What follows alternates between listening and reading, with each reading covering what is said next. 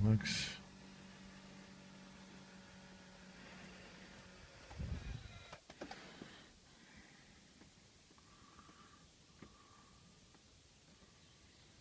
Là, ici, il y a le limiteur de vitesse, régulateur et limiteur. Ici, on a la commande pour tout ce qui est radio, Bluetooth, etc., etc. Donc là, le fameux Whipcom 3D qui va s'ouvrir quand on va démarrer le véhicule.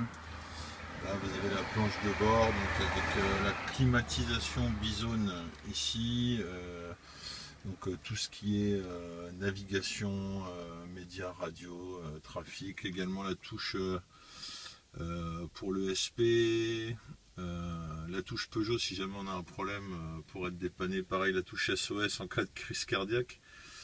On peut débrayer au niveau de l'alarme, la périmétrie, enfin voilà, il y a tout un tas de choses qu'on peut faire. Donc je vais mettre la clé.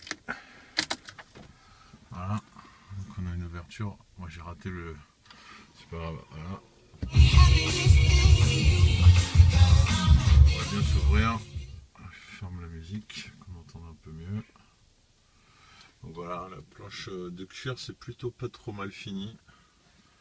C'est assez joli quand même, de manière générale. Donc je repense à ça, attention de ne pas vomir.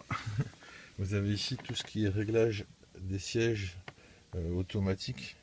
Donc tout est électrique, le chauffage, les réglages électriques et les mémoires pour les différents conducteurs. Voilà, donc essayez de vous faire voir par exemple quand on allume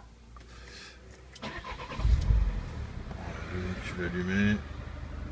Donc voilà pour tout ce qui est navigation, GPS, Bluetooth, etc.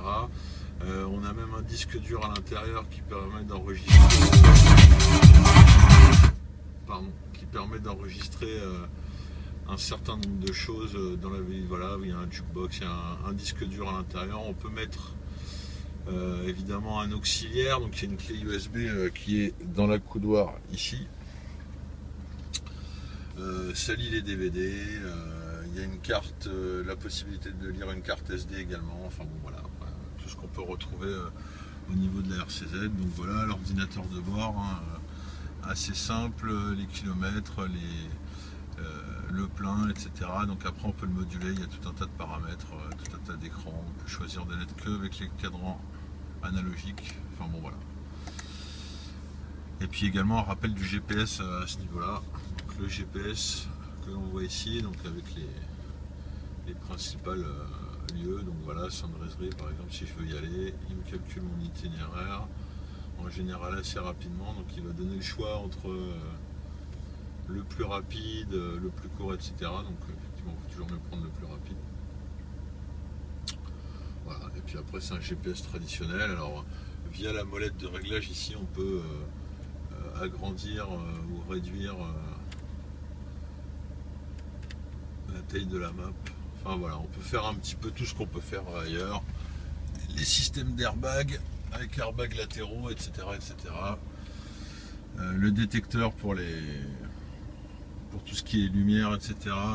Enfin voilà, il y a tout un tas, il y a absolument toutes les options, comme je disais, en dehors des barres de toit. Voilà, j'espère que ça aura été assez visible.